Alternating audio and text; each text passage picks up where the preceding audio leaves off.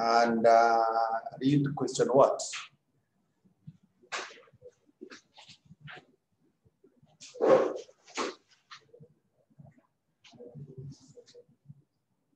Question 17. So we can start from there. Read first. The retailer buys a packet of beef at 52 shillings and sells it at 55 shillings. Any packet of wheat that remains unsold at the end of the day is given off to staff of the daily demand is as follows. Determine the optimal order. Okay, thank you. Thank you. That's good. So that is question number 17.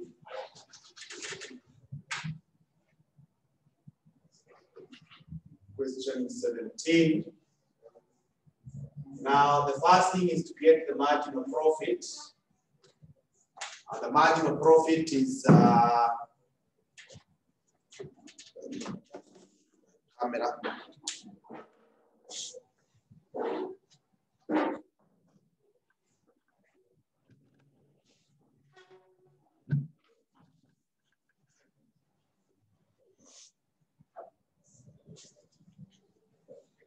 Yeah, marginal profit is that packet is sold at 55, right?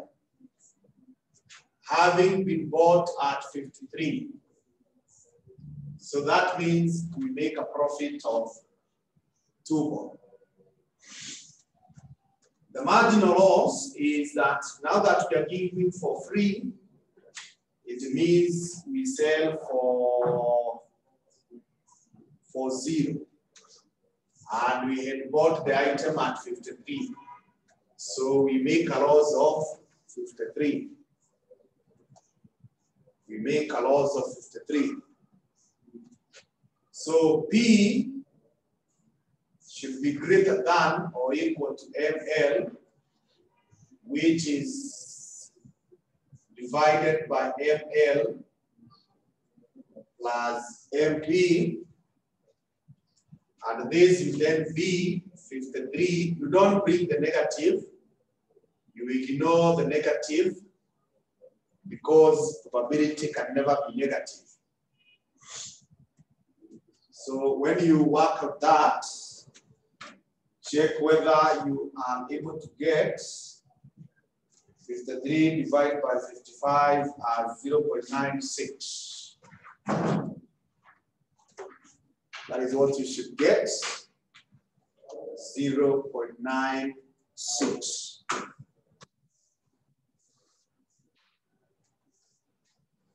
After getting that, you proceed to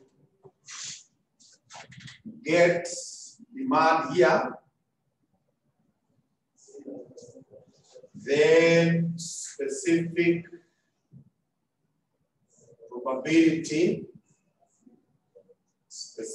probability, and then we have what we call less than, cumulative probability, less than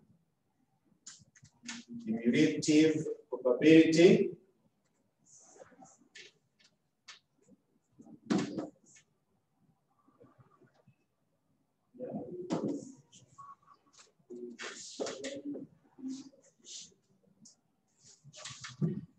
less than cumulative probability,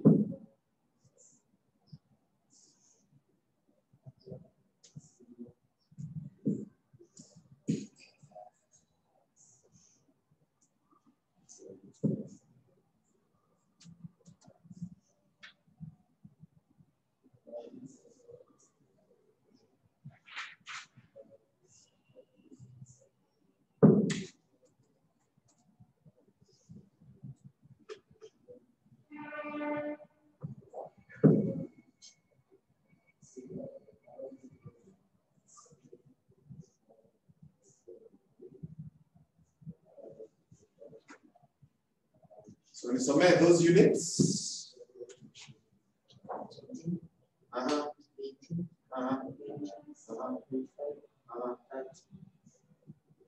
And the probabilities are 0 points.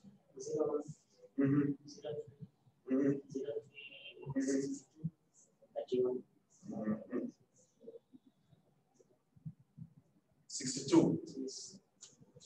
Okay. So this is how you go about getting the less than. No, sorry, this is not less than. This is more than. Nasema hapa is more than. This is more than. When we say greater than, it is more than. Change that, it's more than. Now more than is arrived at this way. You start from down here. So that you take 0.31, you add this one to have 0.93, you add this to have 0.96, 99, and 1. You add backwards.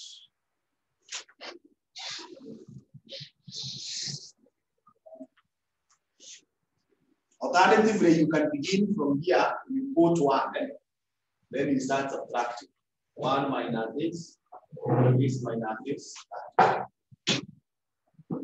So the way forward, once you have gotten these probabilities, it's like this. You check whether this probability is greater than or equal to this.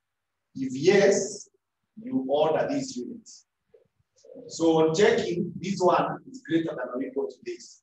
So that means we can order this number of units. We tick like that. Even this one is on the higher side. That means we can order 18. This one is equal to, so it is still okay because we are saying greater than or equal to. So we can order there. But now, this one is not greater. It's on the lower side. That means you cannot order 25 units. So the optimal order size is 20. So down there, Nika, optimal order size is 20 units. Optimal order size is 20 units. Optimal order size is 20 units.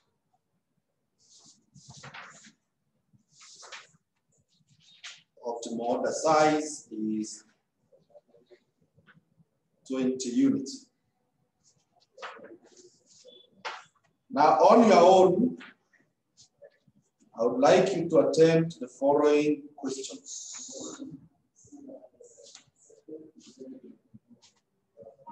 May 2015, question 1B.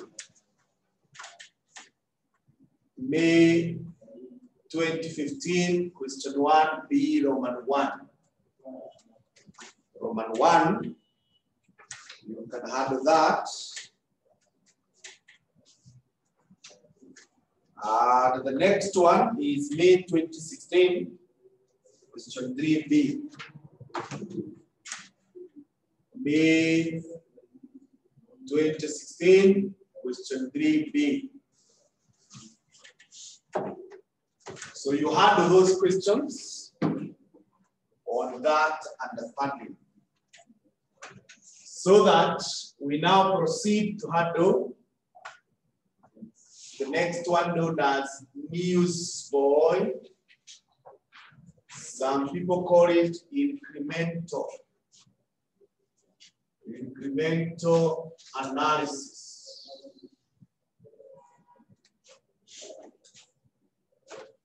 Newsboy stroke incremental analysis. If you are gender sensitive, you can also call it news girl. Can also work. So we write that this is used where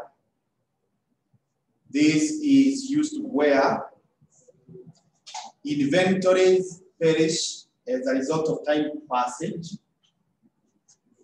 Inventories perish as a result of time passage. As a result of time passage. But the substance matter remains intact. The substance matter remains intact.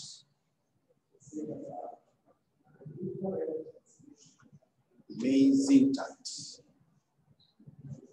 Examples of such items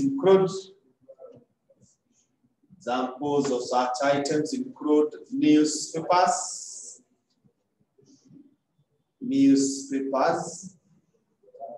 diaries, magazines, cards like Christmas cards, Valentine cards, and so on, etc. According to this method,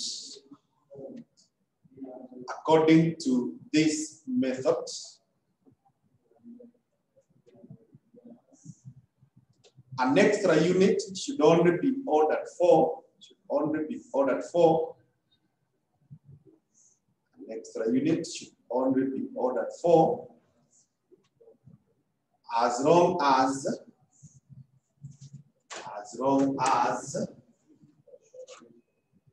P is greater than or equal to C1 out of C2 plus C1.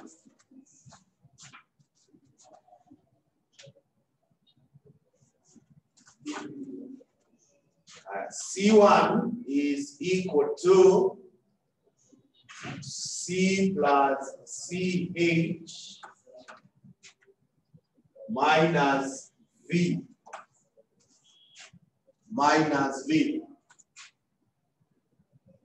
C2 is equals to S minus C minus CH out of 2 plus CP plus CP, and this one is used where the order is impossible. Where the order is impossible. The other one is C2, which is F times CR plus 1 minus F times S minus C plus CP minus CH out of 2. And this one is used where the order is possible. Use it where the order is possible.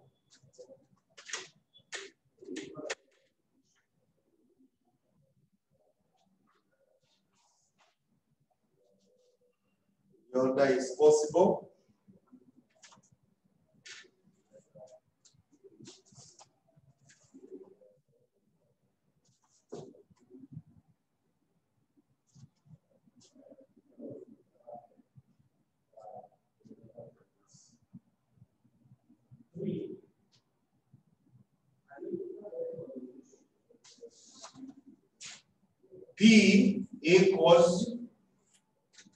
P equals probability that demand is greater than or equal to supply. We are writing the meanings of those letters. I'm saying P is equal to probability that demand is greater than or equal to supply. Probability that demand is greater than or equal to supply. Is greater than or equal to supply. C1 equals cost of overstocking 1 unit. Cost of overstocking 1 unit.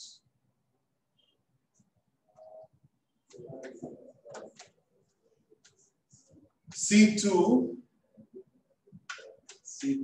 is cost of under stocking 1 unit. Cost of under stocking 1 unit.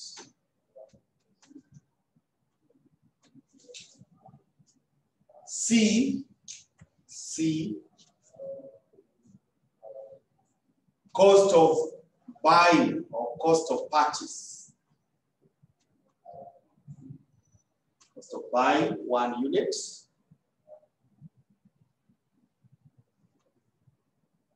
CH unit holding costs. Unit holding costs.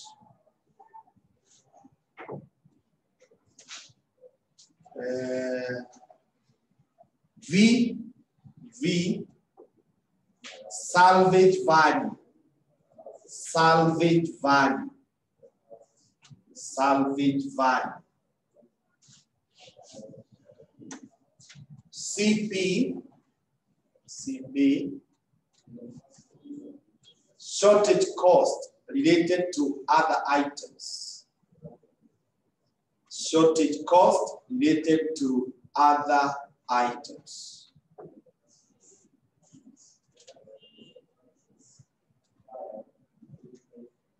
S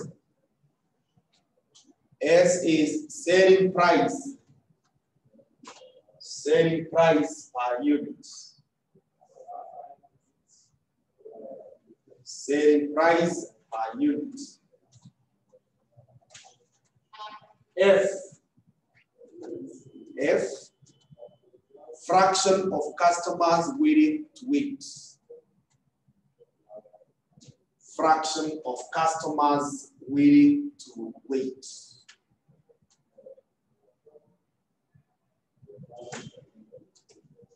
CR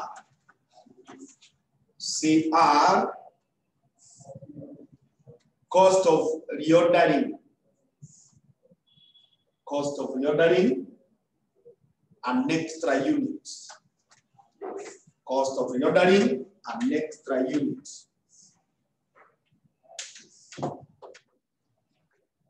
Yeah, so we can now handle the last question in the handout. Siogo, you can read for us.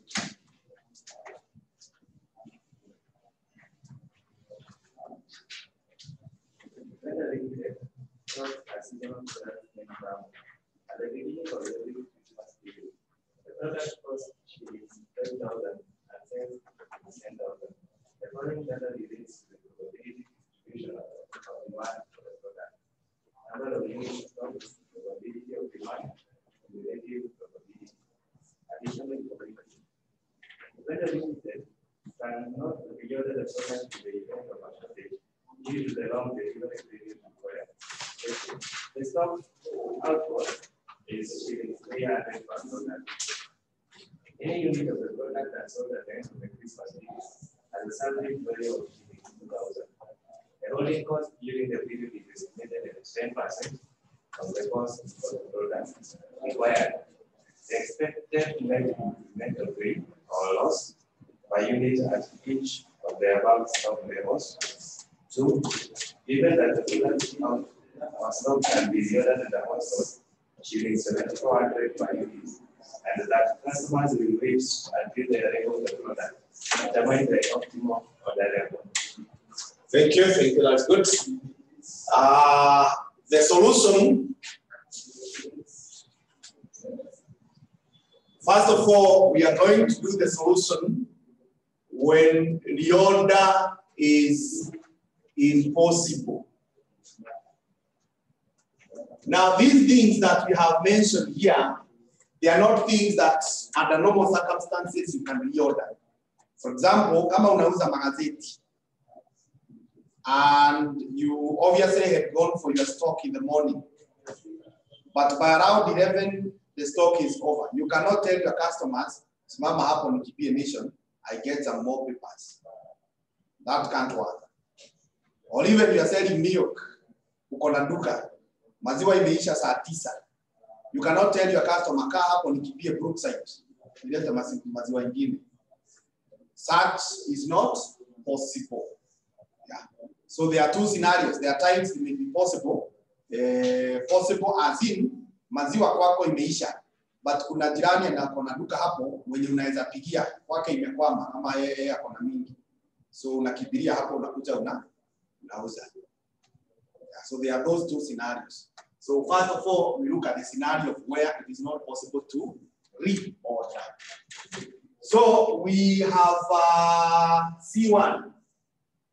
Now C1, tumesema it is C plus CH minus V.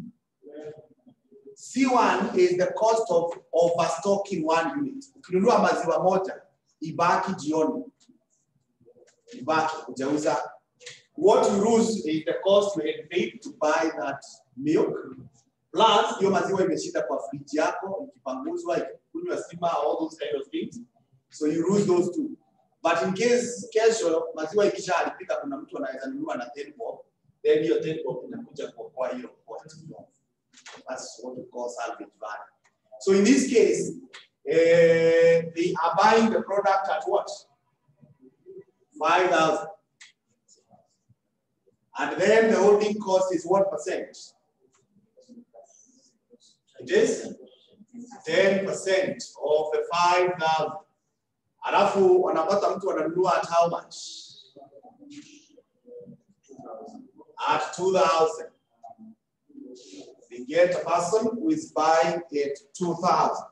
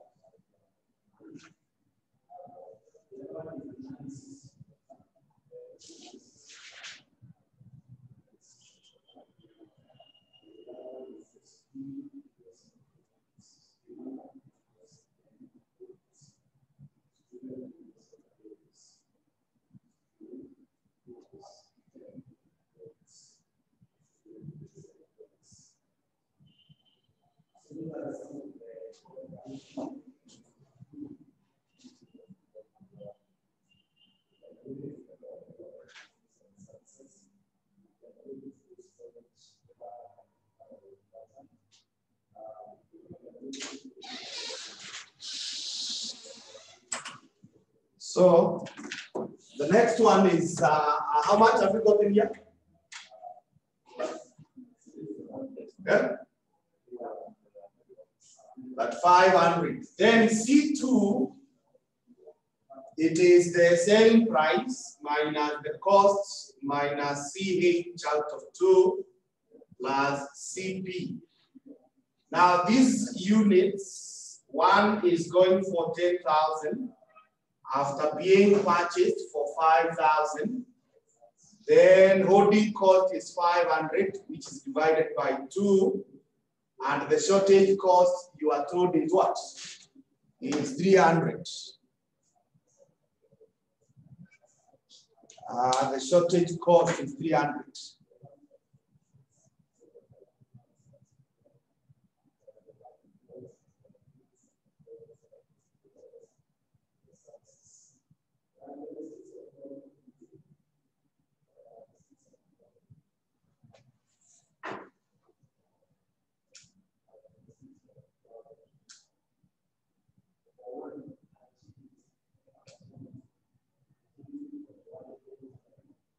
Adam, the handout are forwarded to the group, so you can access it there.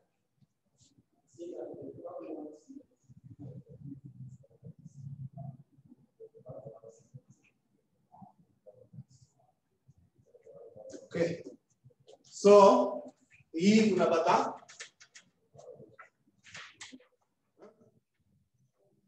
30, 50. So that's it. 50-50.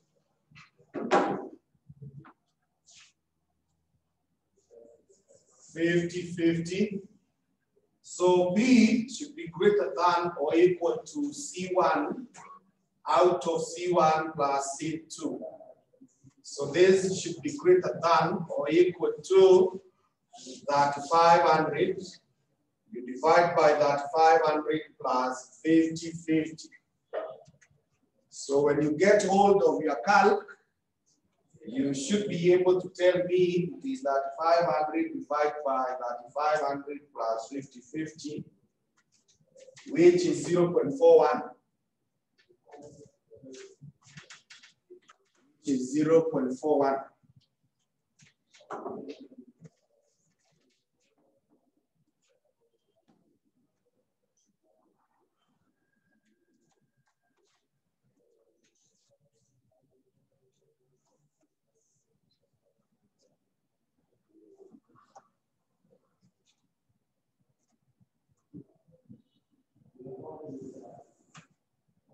Now from there, you draw the analysis table that has demand here.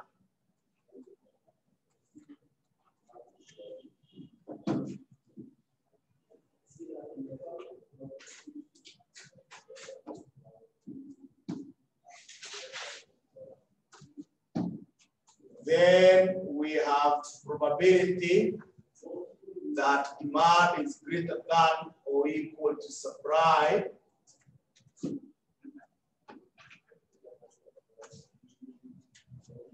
Then we have under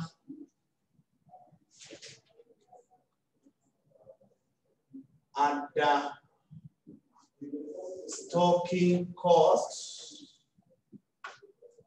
Under stocking cost, which is given as C2 multiplied by the probability that demand is greater than or equal to supply. And this one we call it A.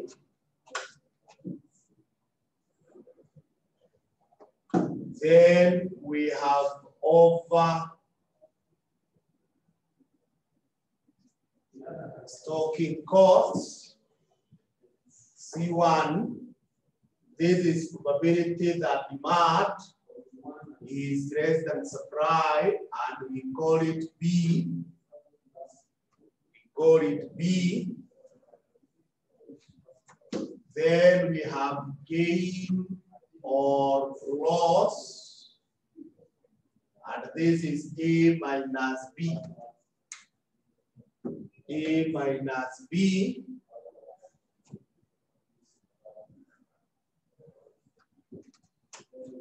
A minus B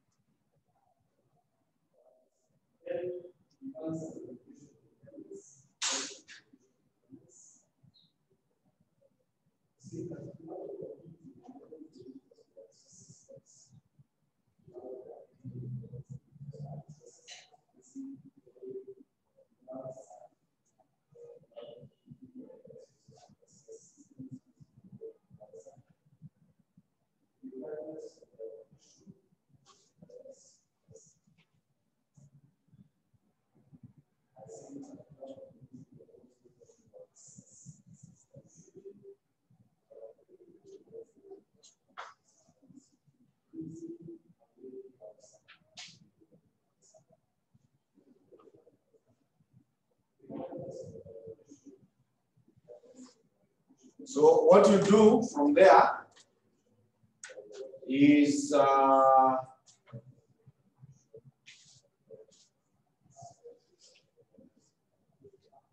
these units that are given there, you record them in a reversed way because you are supposed to start from the smaller. That is 2,000, 3,000, 4,000, 5,000, and 6,000. That is how you record them. Then you record the corresponding cumulative probability as 1.0, followed by 0.60, followed by 0.35, 0.20, and 0.05. That is how you should record the cumulative probabilities. And then C2, it is 50-50. So you say 50-50, 50-50, 50-50, 50-50 times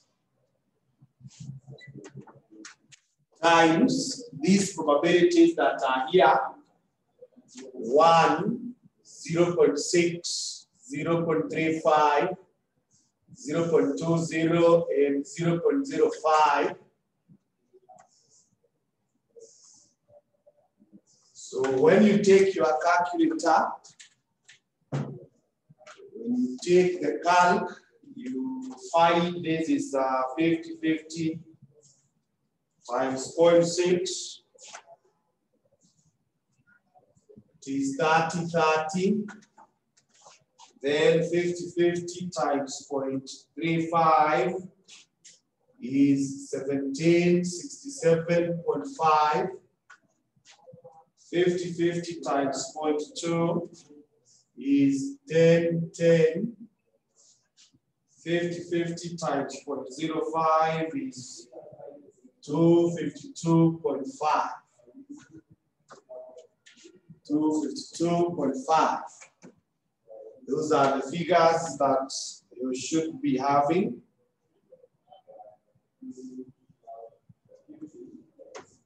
Then going to the other side, here, C1 is 3,500. So 3,500, 3,500, 3,500, 3,500. So these ones you multiply by, look here. When you look at these probabilities, this is for greater than or equal to. And this one is for less than. So the probabilities that we shall use there are what remains for this one to be equal to 1. So for this one, we remain with 0. Here we remain with 0.4. Here we remain with 0.65. Here we remain with 0.80. And here we remain with 0.95. So what remains for those probabilities to go to 1? What remains for the probabilities to go to 1? And when you start working, that gives you 0. Alafu mwingine ni 35 times 0.4. You record 1400. Then 3500 times 0.65 is 2275. 3500 times 0.8 is 2800. 3500 times 0.95 is 3325. Then you start subtracting. So that this one is minus 3072.5. Then 10 minus 2800 is minus 1790.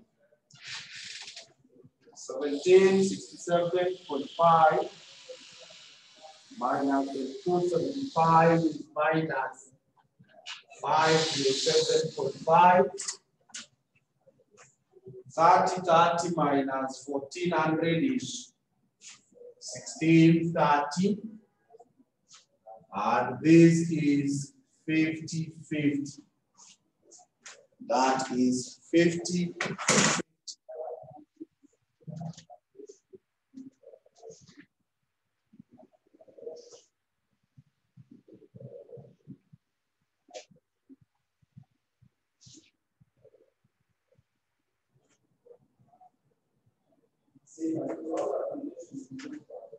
Okay. So with that,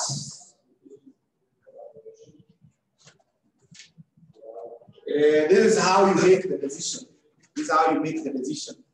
If the question had not asked you to get the gain or loss, you don't require these 3 columns. You don't require these 3. You just stop at these 2. Where you argue like we argued with the margin. Unaangalia hizi probabilities, whether they are greater than or equal to this. And you find this one is greater than or equal to, so you mark just like you are doing. That means we can order 2,000 units. This one, bado ni kubwa, so we can order 3,000. But this one is on the lower side, so you cannot order 4,000. So you circle this that way, and then down there you write optimal order size. Optimal order size is 3,000 units. Optimal order size is 3,000 units.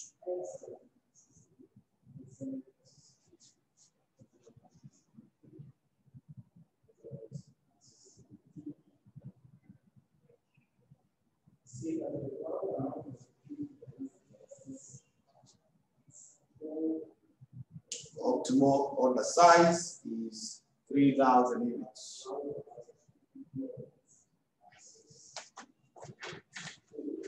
So then from there, we come now and get the solution. Get the solution when the order is impossible. Or rather, the order is possible. When the order is possible.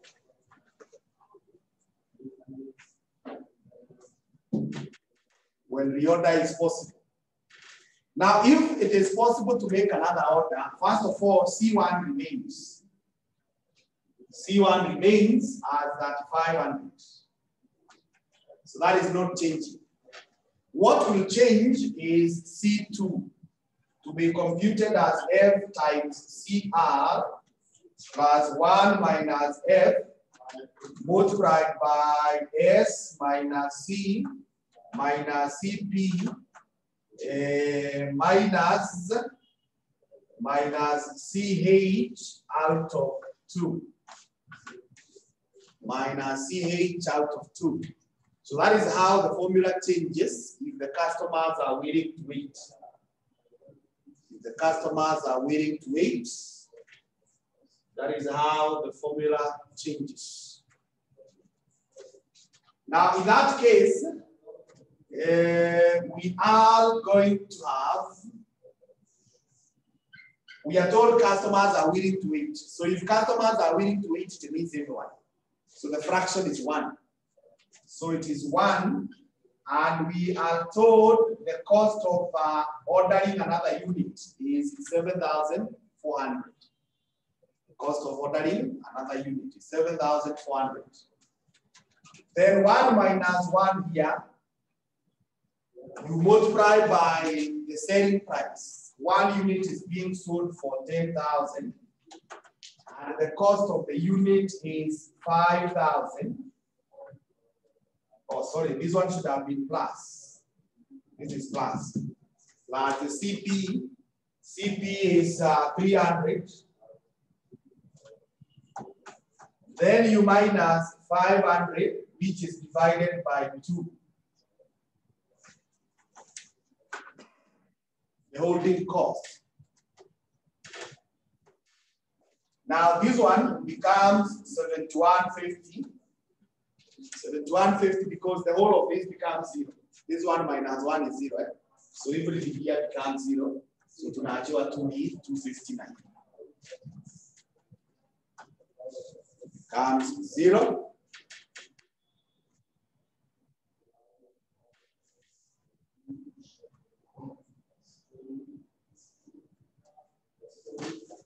So from there, we get the P. P should be greater than or equal to 3,500 out of 3,500 plus 7,150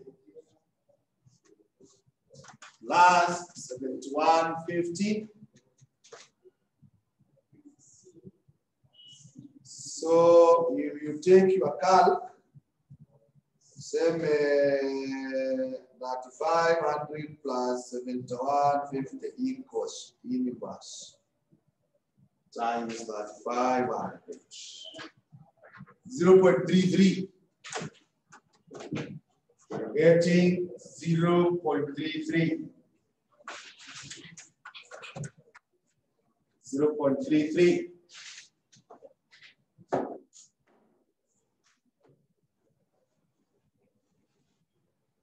So if you have gotten 0.33,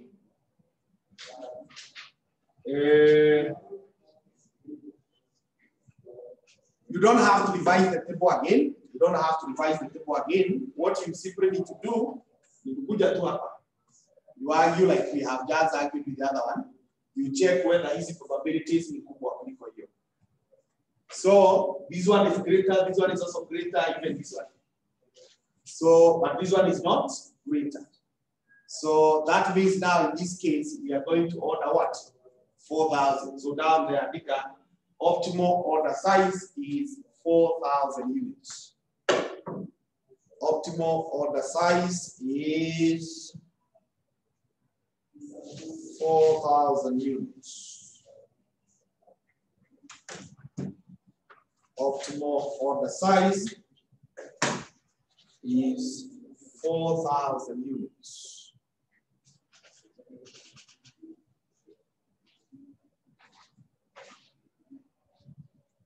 It's 4,000 units. Sasa, on your own, there is a simple question here that I would like you to use for practice.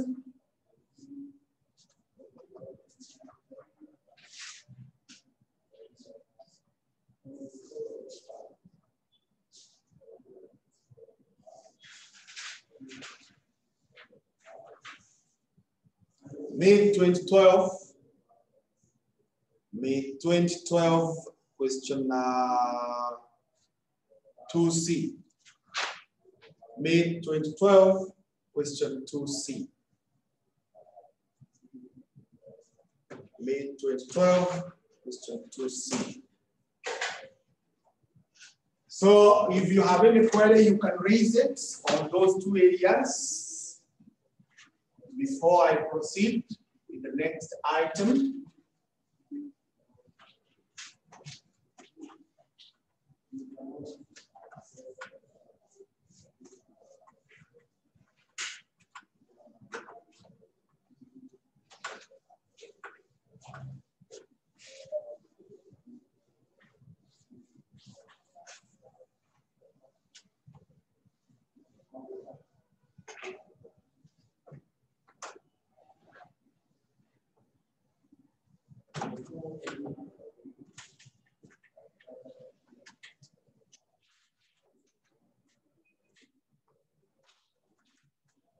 So seem to be okay.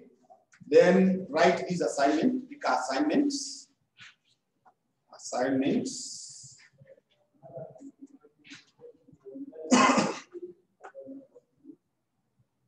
Assignment, okay. Write short notes on the following methods of inventory controls.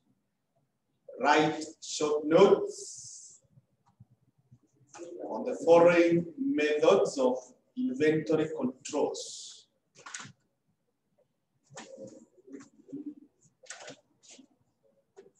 So the first one is called JIPS. JIPS. The second one is called ABC. There's another one called VD. And another one called SEB. So maybe I can also add another one called MRP. There are so many, but those are good enough. Just very brief notes. At least cut definition, one or two advantages, one or two disadvantages of how these methods work. Now here you see activity-based costing. It's not activity-based costing. It is something else. So you Google the meanings of those things. That would be great. So that being the case, before we can wind up on this topic, I wish to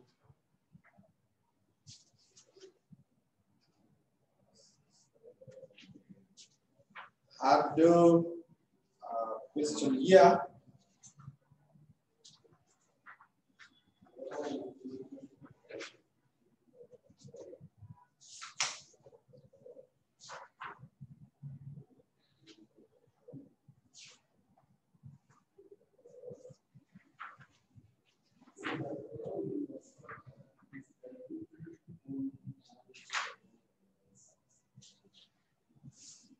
This one of December 2013.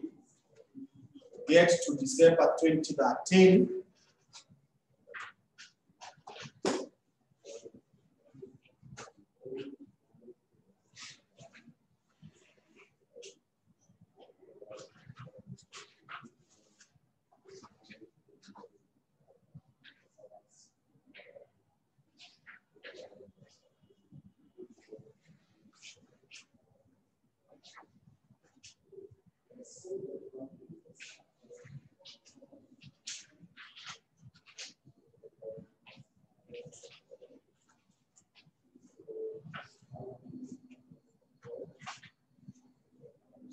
So for those who are new in the online, I forwarded the past papers.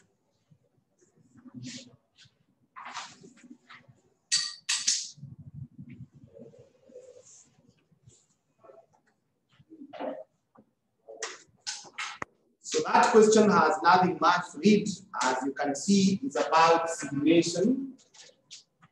It's about so December 2013, question 3.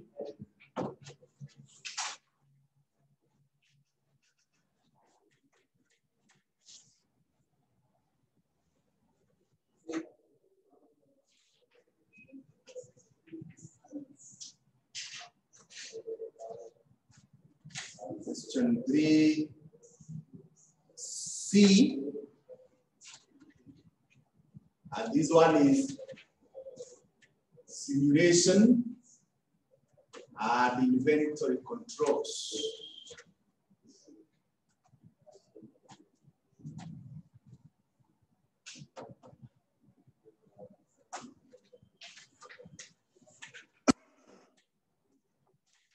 Simulation and inventory controls.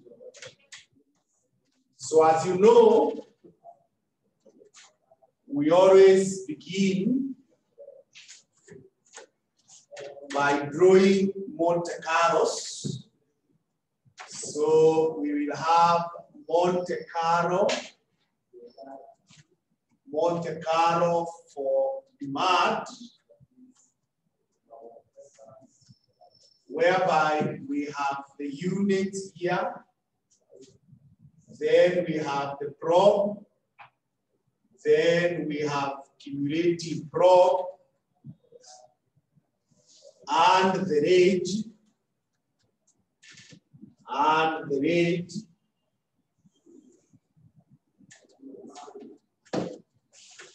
and this one is running from 0 to 12, 0, 2, 4, 6, 8, 10, 12. That is for the demand.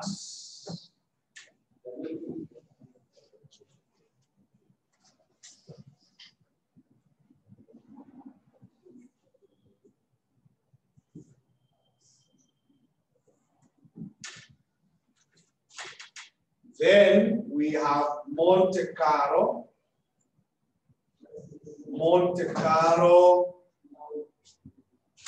for lead time. Monte Carlo for lead time, where we will have weeks. We do have probability, cumulative probability, and the range.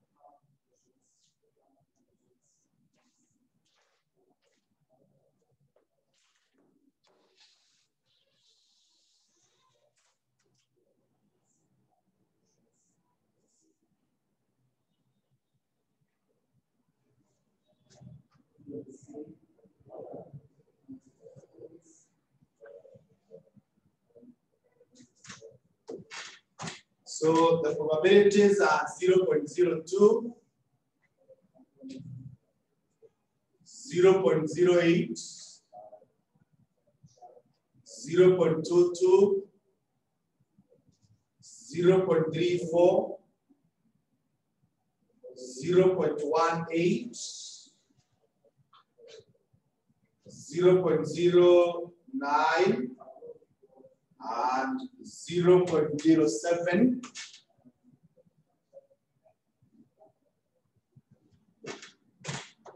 Then here, for the lead time, I have 1, 2, 3, 4, and 5. This is 0.23, 0.45, 0.17, 0.09, and 0.06. Now to cumulate, I believe that we know that this will be 0.02, 0.10, 0.32, 0.66, 0.84, 0.93, and 1. So that the rate is 0, 0 up to 0, 1. Now the rate is, you take this as a whole number. When you multiply by 100, so it is 2. So you start with 0, 0 and stop at this number as 1. So 2 minus 1 is 1, so we stop at 1.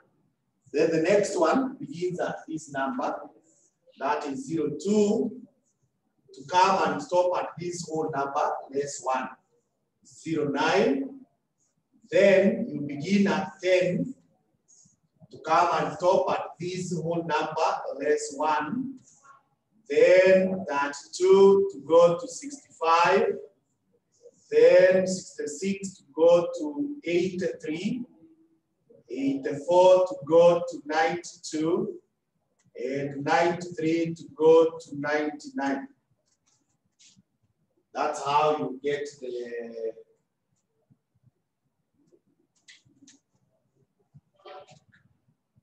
then this one is 0.23, 0.68, 0.85, 0.94, and 1.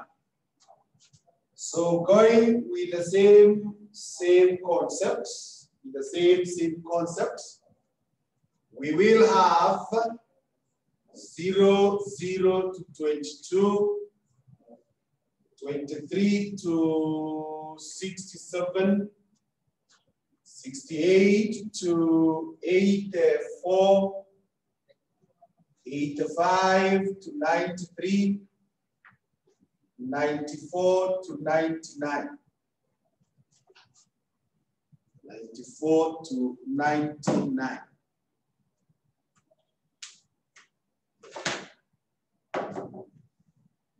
That's how you do the Monte Carlos.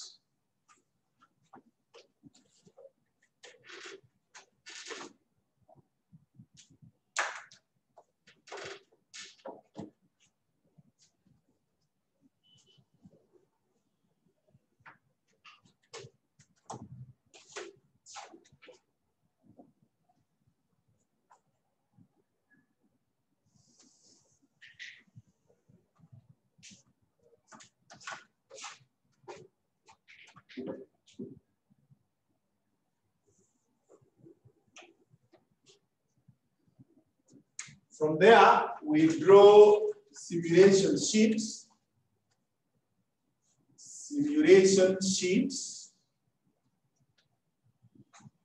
And this simulation sheet is also the one we call logic.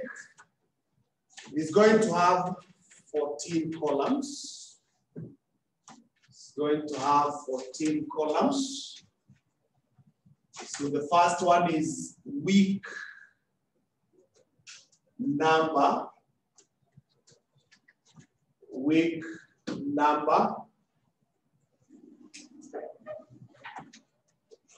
Then you will have opening stock. As the second one. Then we will have demand here. We will have demand where we have random number. And then we have units. We have units that way. Then we will have units sold.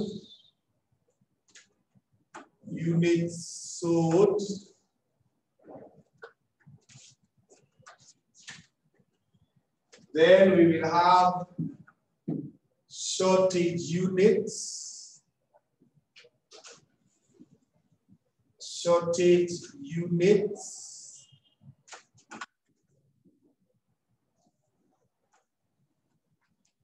Shortage units.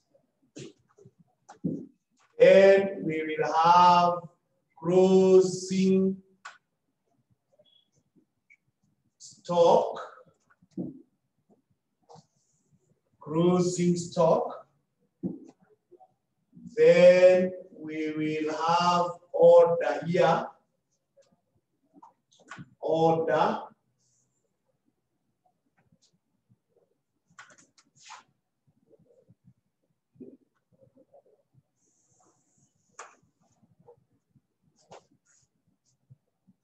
We will have lead time here.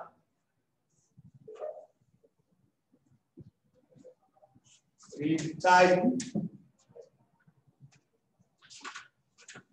where we will have random number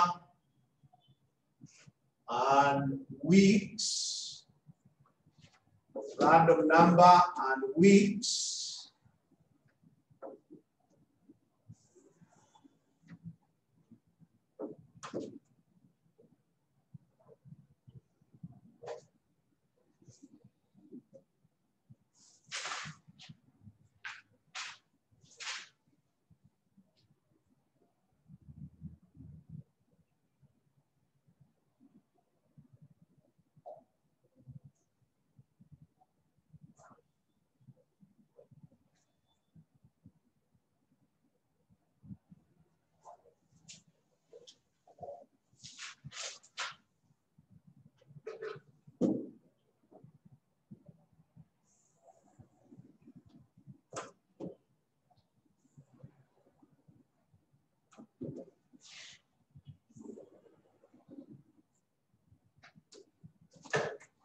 Then we will have costs.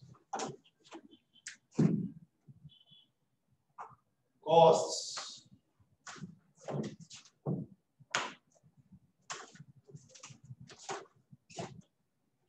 Now this cost we have holding. Then we have shortage. Then we have ordering.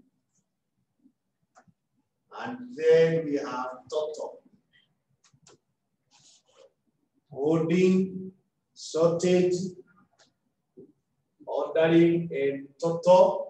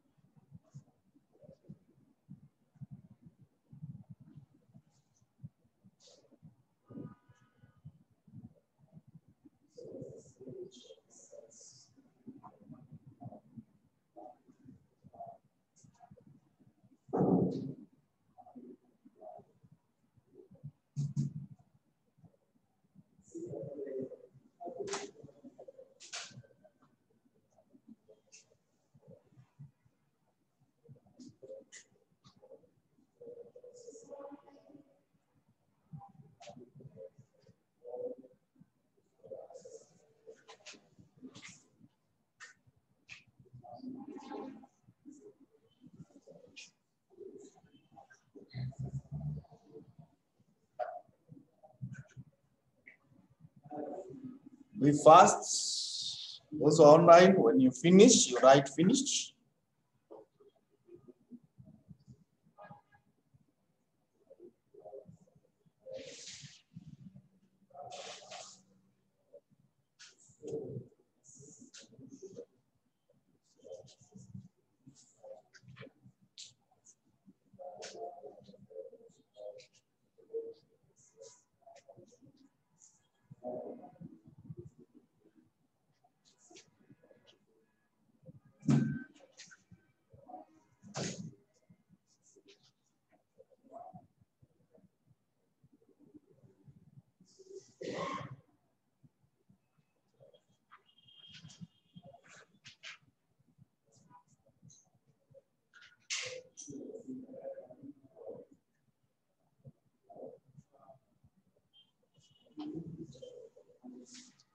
Okay.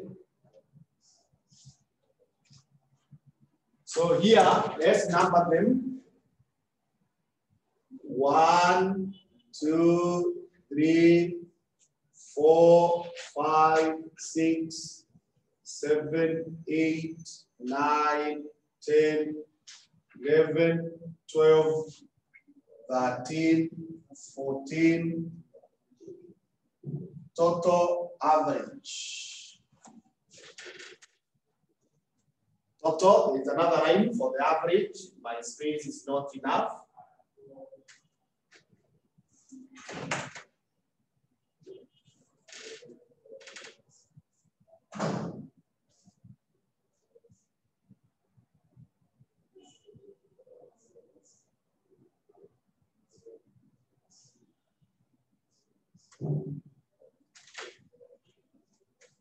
So according to information number 5, the question, we are told that the opening inventory at the beginning of the first week was 40 units. So you put 40 here, you put 40. Then you take the first random number. The first random number that is given there is 68. Is 68. Now 68, when you come here in the Monte Carlo, you find it here. It is between 66 and 83. So it is giving us 8 units. So you record 8 units there. Now, demand represents the number of customers who have come to your shop. And when they come, you will now decide whether you sell to them or not. Ideally, we expect that you sell, but there are reasons why you cannot, or you should not, or you will not. One is obviously out of stock. You don't have what the customers want. And that's the reason that we are dealing with. But there are other reasons. Maybe we want to Mekosana elsewhere.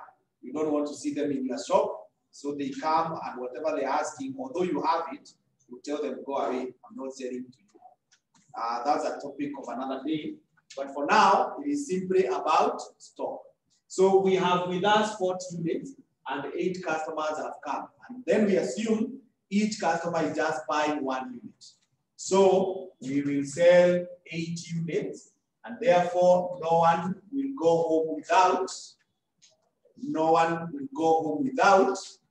And therefore, we will close with that 2 units.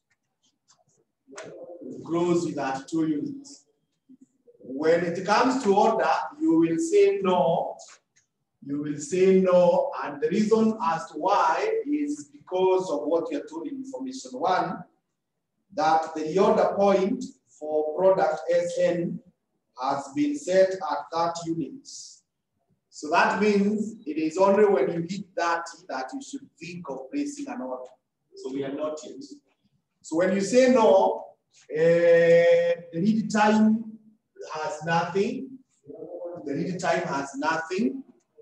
So from there, according to information 2, According to information 2, we are told the holding cost per unit per week is 20 bob. So you are supposed to take these, that 2 units, multiplied by that, by 20. So when you do that, you get yourself 640. There is no shortage, no ordering. So the total is 640.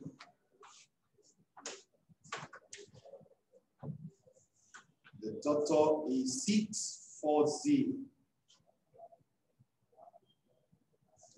Now, when you proceed to the second week, this closing stock of last week now becomes your opening stock. So here, unaileta hapa. It now becomes your opening stock.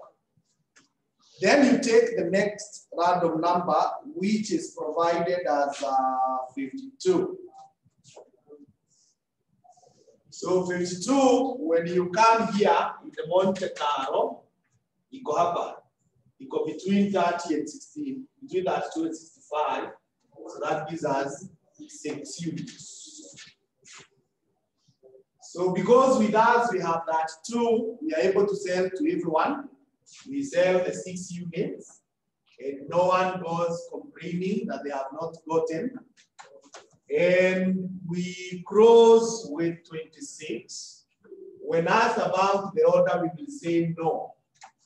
No, because although we have hit 30, it is after you have closed your shop that you come to notice your closing stock. So you don't place orders at night. You go to bed knowing tomorrow morning, the first thing to do is to place the order. So this one only tells us we have gone below 30, and tomorrow or next week we need to place the order. That's how it's argued. Some questions will tell you that clearly. Others will be quiet. Kama hii imenyamaza. Na kama imenyamaza, we expect you to know that orders are not placed at night. Even where your systems are automated, that ukigonga hiyo 30 inatuma signal kwa your supplier. It is at night that itatuma signal. And the earliest they will see the signal from the other end is the following day. And it is when they see the signal that the communication is deemed to have been made. It's like you cannot send me a message at 9:30 p.m. when I'm already in bed. And I wake up the following day at 10 a.m. Then you start following me that I never responded to your message. According to me, the message has come to me the following day at 10. So you should now be asking, wakati umeiona, how did you, or how long did you take to respond? So tukishasema no, there is nothing here to show in the real time. And 26 now multiplied by 20. And the answer is 520. There is no shortage, no ordering. So the total is 520. Total is 520. Threaded day 3 or week 3, where we are opening with 26 units. So when you open with 26, you take the random number, which is 50. 50, ukikibia hapa, bado unaipata iko kwa 6 units. And you therefore sell the 6 units because the units are there. So no one goes home without. And the closing stock is what? 20. Now it is time to do what? To place the order. So we say yes. Because in the previous period we were below. So take the next random number to be for the, that is 90. So you take 90 there. Then ukibia kwa your Monte Carlo for ready time. When you get there, you find that 90 is here, 85 to 93. So it's going to qualify for 4 units. It's going to qualify for 4 units. sorry, 4 weeks. 4 weeks. Now, this is how you respond to that information. Remember, lead time is the amount of time that must lapse from the point you place the order to the point the order is delivered to you. So that means we have to wait for 4 good weeks. So unahesabu namna hii. From the week you have placed, hapa 1, 2, 3, 4. So those goods will be receivable on Monday morning of week 7. Hizo zenye tumetumana leo, Monday of week 3, we expect them Monday of week 7. Meanwhile, as you wait for that, you proceed with the analysis. So holding cost now will be 20 times 20. That gives us 400. Shortage cost is 0, no ordering cost. So we have placed an order now. We have placed an order. We have placed an order. And according to information 3, the cost of placing an order is 250. So sasa hii 250 ukiongezea hii 400, then you write 650. You write 650. Are you okay? Haya. Twende week 4 now. Week 4 tunafungua na 20 units. You take the next random number, which is 59. Now this 59, again, ukikimbia kwa unit, unapata inakupea 6 units. So you sell the 6 units, and there is a shortage. Sorry. There is no shortage. The shortage is 0. No one has missed. And if no one has missed, it means we close the shop with 14 units. And do you place an order? No, because we are still waiting for the one we placed earlier. We're still waiting. We already place another one. If we are convinced the first one will not be delivered. It's like when you go to the hotel and you have sent the first waiter, and the others keep on passing by you and asking you whether you have been served. You don't keep on sending everyone who asks you whether you have been served. It is only when you are sure when you took hareti that you now send another one. Meanwhile, wakikuja kuuliza kama uko sawa na pia uko sawa. So we are therefore okay, and nothing here. So holding, utasema ni 14 times 20. That will give you 280. No shortage, 280, and the total is 280. Number 5, we open with 14. We open with 14 units. And we now take the next random number, which is 08. 08. So 08, ukikuja hapa, it is 2. It is 2 units. And therefore we are able to sell the 2. And the shortage is 0. The shortage is 0. And the closing is 12. The closing stock is 12. So do you place the order? No.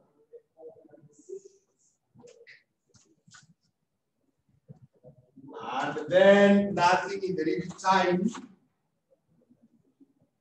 So the holding cost is 12 times 20, that is 240. No shortage costs, no ordering. So we have 240.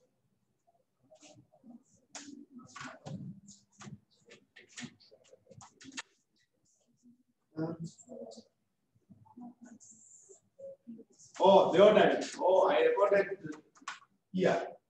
Sorry, this was a mistake. Should have been 0. There was no order that was placed. Thank you. So week number 6, we have to open with 12. The random number is 72. So 72 is kuja hapa kwa Monte Carlo inapatikana kwa 8 units. So 8, we will be able to sell all the 8. No one will go home without. And when no one goes home without, we close with 4. We are not placing an order. And then there is nothing here, therefore. So this becomes 80. The shortage is 0, no order, and therefore the total is 8 shillings. When we come to week 7, it is the week we are opening with 4 units, but at the same time, we are receiving our new order, which according to information 1, the order quantity is 40 units. So it's coming with 40. So we will have 4 plus 40. Then we bring the next random number, which is 44. Now 44 is going to give us 6 units. 6 units. So we sell all the 6. No one will miss. And the closing stock will now be 38. The closing stock will now be 38. Do you place the order? No. So nothing in the lead time. So sasa hiyo 38, when you multiply by 20, it gives you 760. So no shortage, no ordering, 760.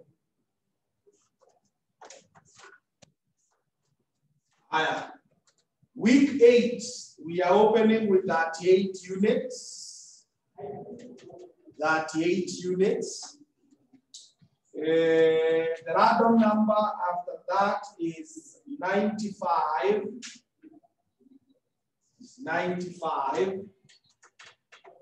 So 95 will qualify for 12 units. And we are able to sell all of them because we have them. So no one misses. The closing will then be 26. And we are not placing the order. Although we have gone below 30, we will place the order the following week. Place the order the following week. So nothing in the lead time. So 26 times 20 is 520. No ordering, no shortage, 520. 520. Haya, twende kwa week number 9. Week number 9, we are opening with 26.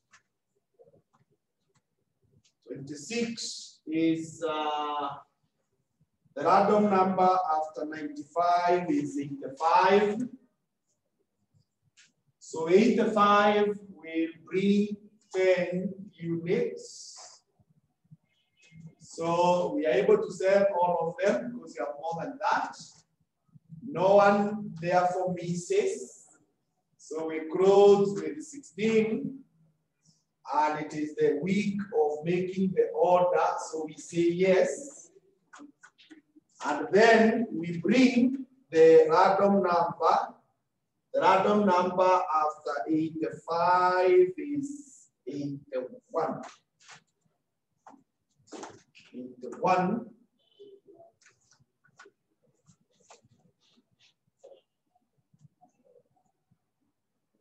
So 81, ukikuta nayo hapa kwa Monte Carlo, it will show you 3 weeks. It will give you 3 weeks. So you again count those weeks. 1, 2, 3. So we expect those goods on Monday, week 12. Monday, week 12, that is when we expect them. Meanwhile, we proceed. So 16 times 20 is 320. No shortage, but we have placed an order at a cost of 250. So that gives us 570. That gives us 570. Then we open with 16. We open with 16. And when we open with 16, the random number after 81 is 93. 93. So 93 is going to give us 12 units. So we sell all of them, and there is no shortage. And then the closing stock is 4 units. We are not placing an order, so nothing here.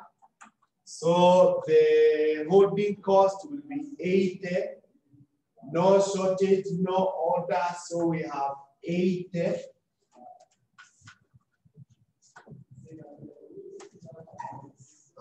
Kutoka hapo tunaambiwa, or we know that the opening stock is 4. Now that random number is given as 28, but I want us to change it to 98. Can you change it to 98? Change that random number to 98. But in the exam, you don't go changing. You don't go changing. You use them as they are. I'm only changing because I'm realized we might finish the question without seeing how to add the shortages. So that's why I'm changing it.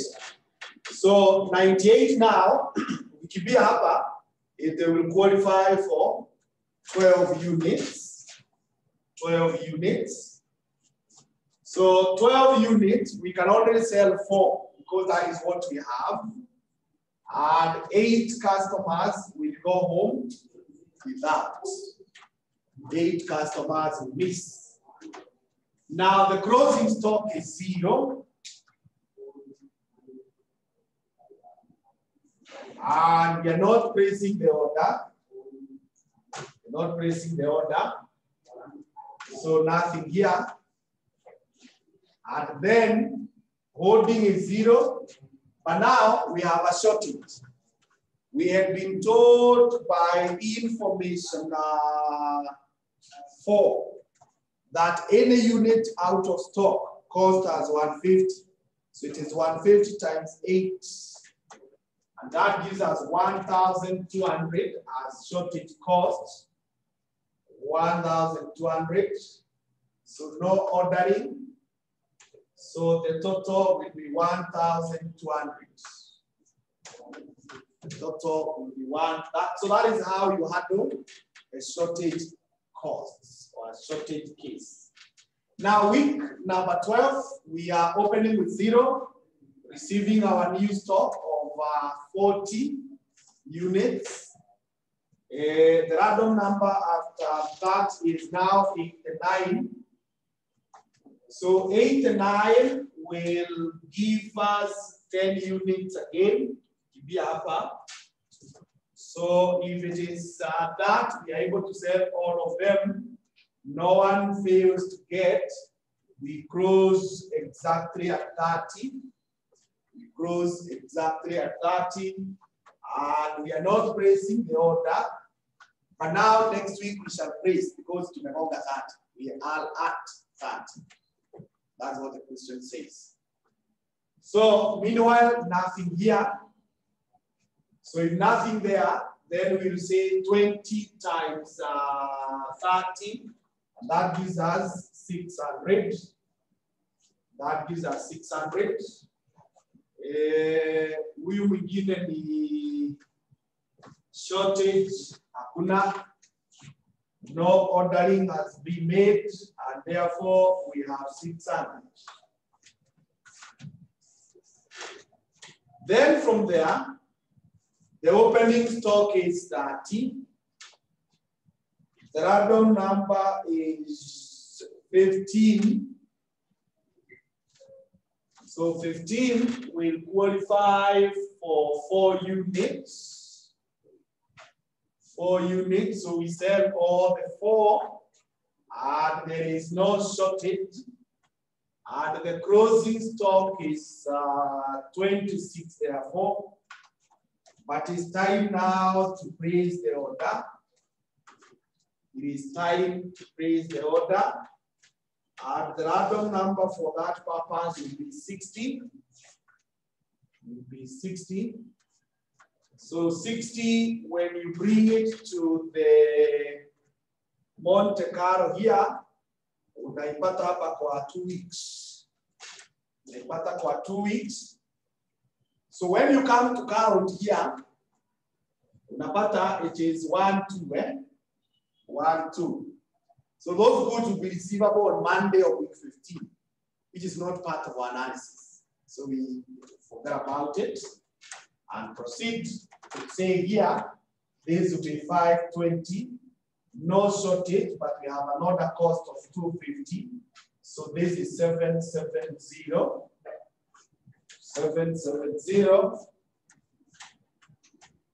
The last one is we now open with 26. We now open with 26. And when we open with 26, the random number is 03. So 03 gives us 2 units.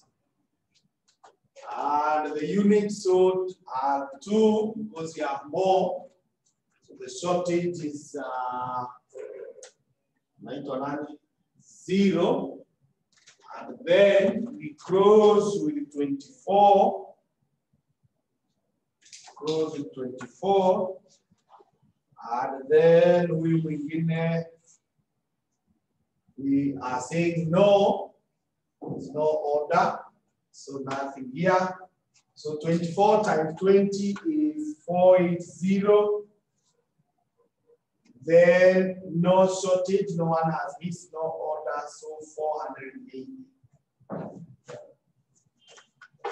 That is how you go about it.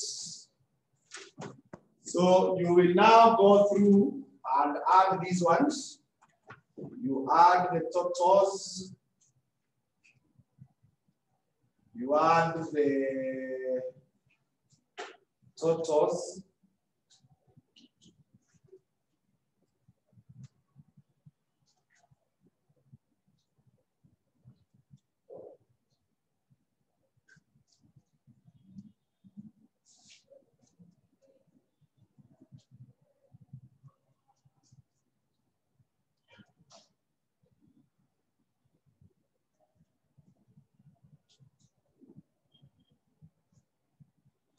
So I'm getting 7390.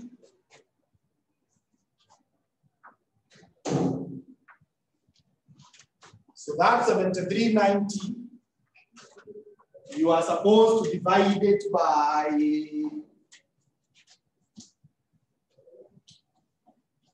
you are supposed to divide it by 14 so that uweke kwa ile column row nilikwambia ya mwisho average. So the average, when you divide this by 14, you should tell us 527.857. That's the average when you divide.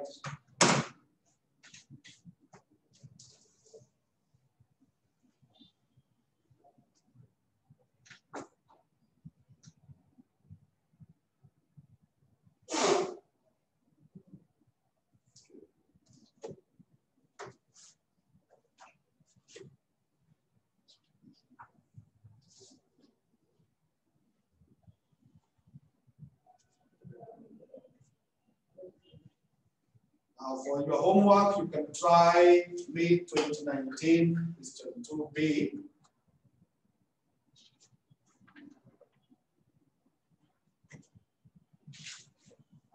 November 2018, question 3B.